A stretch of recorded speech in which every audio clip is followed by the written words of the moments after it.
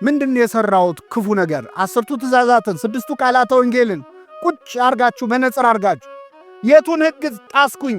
አድርግ ከተባለው የቱን አላደረኩም? አታድርግ ከተባለው የቱን አደረኩ ብሎ ራስን መመርመር ያስፈልጋል።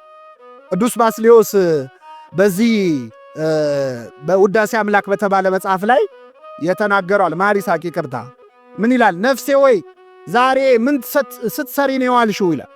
ምእመናን አሁን ዛሬ እዚህ ጉባኤ ከመምጣታችሁ በፊት የት ነው የዋላችሁት? ምን ስትሰሩ ነው የዋላችሁት? በሥጋ ተማሪው ሲማር ነው፣ ነጋዴው ሲነግድ ነው፣ አስተማሪው ሲያስተምር ነው። በሥጋ በነፍሳችን ዛሬ ምን ስንሰራ ነው ያለው? እስቲ ጽድቅን የሰራ ነው ኃጢአትን የሰራ ነው?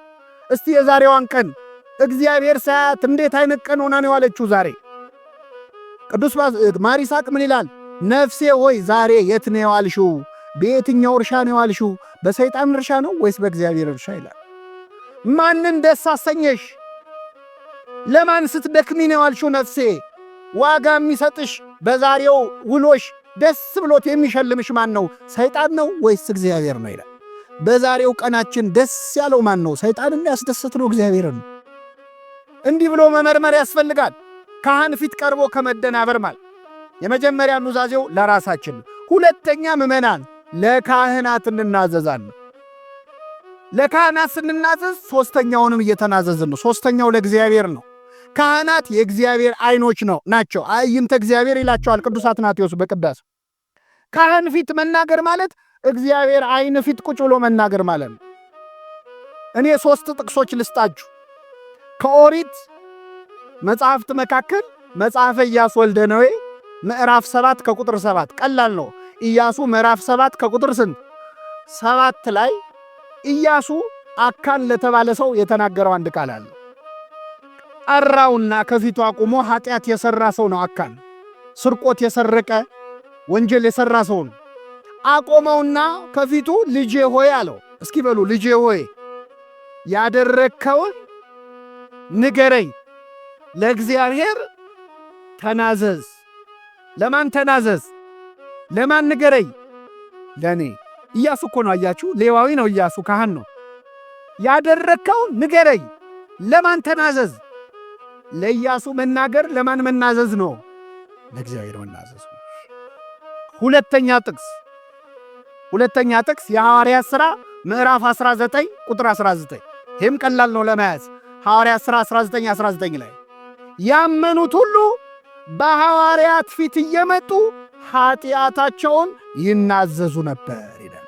የሐዲስ ኪዳን ካህናት ናቸው ሐዋርያት። በእነሱ ፊት ኃጢአታቸውን ይናዘዙ ነበር። ነገር በ3 ይጸናል። ዮሐንስ ወንጌል ምዕራፍ 20 ከቁጥር 23 ላይ ጌታ ለሐዋርያቱ ሥልጣንን ሰጣቸው። ምን ሲል? ኃጢአታቸውን ይቅር ያላችኋቸው ይቀርላቸዋል፣ የያዛችሁባቸው ተይዞባቸዋል። ስለዚህ ለአባቶቻችን ለካህናት ተናግረን የኃጢአት ይቅርታ እንድናገኝ የማን ፈቃድ ነው ማለት ነው? የእግዚአብሔር ፈቃድ ነው። አሁን ችግሩ ምን መሰላችሁ? ሰይጣን አሁን ልክ በቼስ እዚህ መሃል ንስሐ አባት የሌለው ሰው የለም። የሌላችሁ ካላችሁ ዛሬ ያዙ እና መቼስ ካህን ሆኖ የገንዘብ ፍቅር ያለበት ሊኖር ይችላል አይችልም? ይችላል። ከመጀመሪያዎቹ ካህናት ከ12 ሐዋርያት መካከል ጌታውን አሳልፎ የሸጠው ይሁዳ ምን ስለሚወድ ነበረ? ገንዘብ ስለሚወድ፣ ሌባ ስለነበረ ነው ይላል ዮሐንስ ወንጌል። በጣም ይገርማል። እኔ በእውነት ይሁዳ ሌባ ነበረ። ክርስቶስ ይሁዳ ሌባ መሆኑን ያውቃል አያውቅ? እያወቀ ለምን ገንዘብ ያዥ ያደረገው? እስቲ ልንገራችሁ። አሁን እኛ ብንሆን ዘበኛ ስንቀጥር ሌባ እንደሆነ የምናውቀውን ሰው ዘበኛ አድርገን እንቀጥራለን? ትቀጥራላችሁ? ኧረ ተውት። ሌቦች ራሳቸው ሌቦች፣ ዘርፈው የሚተዳደሩ ሌቦች ዘበኛ ሲቀጥሩ የሚቀጥሩት ሌባ ሰው ነው ወይስ ታማኝ ሰው? እነሱ ምንድናቸው? ግን ታማኝ ሰው ፈልጉልኝ ብለው ይቀጥራሉ። ክርስቶስ ለምንድን ነው ሌባ እንደሆነ እያወቀ ይሁዳን ገንዘብ ያዥ ያደረገው? ለምንድን ነው? ቤተ ክርስቲያን ሙዳየ ምጽዋቷን የሚዘርፉ ሰዎች ሁሌ እንደሚያሰቃዩት እንድናውቅ። ክርስቶስ እያለም ሌባ ነበረ፣ አሁንም ሌባ አለ የለም? እስከ ምጽአት ድረስ ሌባ ይኖራል አይኖርም? እኔም እያለው ሌባ ነበረ እንዳደነግጡ ለማለት።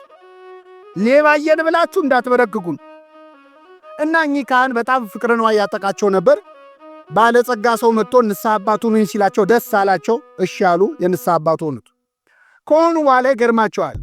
ሳምንት አልቆዩም። መጡና ፈልግሃለሁ አሉት። ይህም ባለጸጋ ሰው ምን ነው ምን ፈለጉ አላቸው። እንደምታውቀው አሉት የእርሻ መሬት አለኝ። እኔ ካህን ነኝ፣ ቀድሳለሁ። ደክሞኝ ነው የምወጣው ከቤተ ክርስቲያን። ከዛ በኋላ ለማረስ ጉልበት የለኝም። አንተ ባለጸጋ ነህ፣ ብዙ የእርሻ መሬት አለ፣ ብዙ ገበሬዎች አሉ እና ካሉ ገበሬዎች መካከል አንዱን እዘዝልኝና የኔን መሬት ይረስልኝ አሉ። ምን ችግር አለ አለ። ለካህን መሬት ማሳረስ ትልቅ ነገር ነው አይደለም? መጽሐፍ ቅዱስ ላይ እኮ ቤት ገዝቶ የሰጠ ሰው አለ፣ ሚካ የተባለ ሰው። መጽሐፈ መሳፍንት ላይ ለካህን ምንም ይደረጋል፣ ችግር የለውም አለ። ገበሬ መደበላቸው፣ ጥሩ ብርቱ ገበሬ። ሂድና የካህኑን መሬት ረሳል።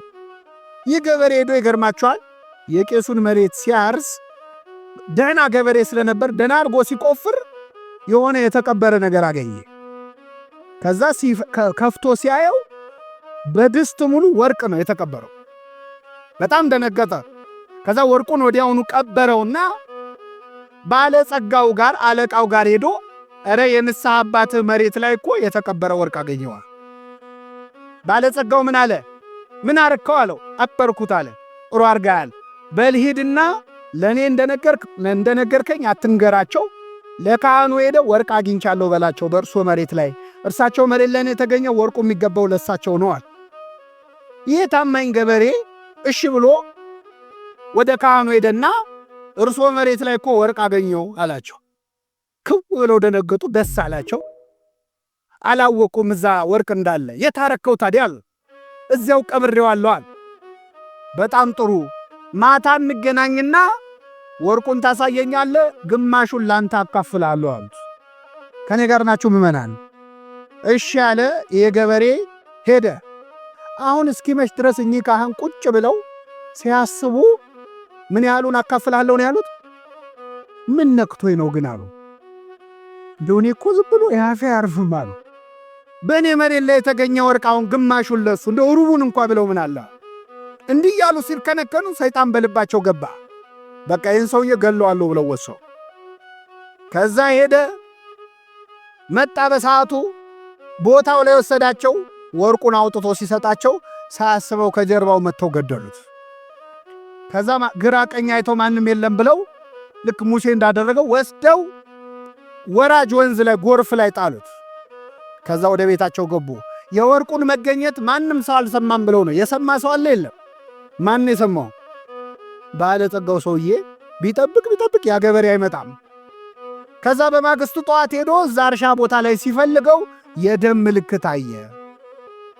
በጣም አዘነ። እኚህ ሰውዬ ይህንን ገበሬ ገለውታል ማለት ነው አለ። እሳቸውን እግዚአብሔር ይፍረድባቸው። እኔ ግን አለ ከዛሬ ጀምሮ ቤተ ክርስቲያንም አልሄድ፣ መስቀልም አልሳለም፣ ሥጋው ደግሞ ምንም አልቀበልም አለ። እንደዚህ አይነት ንግግር ሰምታችሁ አታውቁ?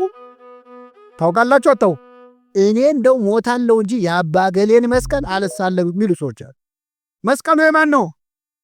የክርስቶስ ነው። የክርስቶስ መስቀል አይደለም ኃጢአተኛ ካህን ዲያብሎስ ቢይዘው ራሱ ይረክሳል። ችሎ አይዘውም እንጂ አይረክስም።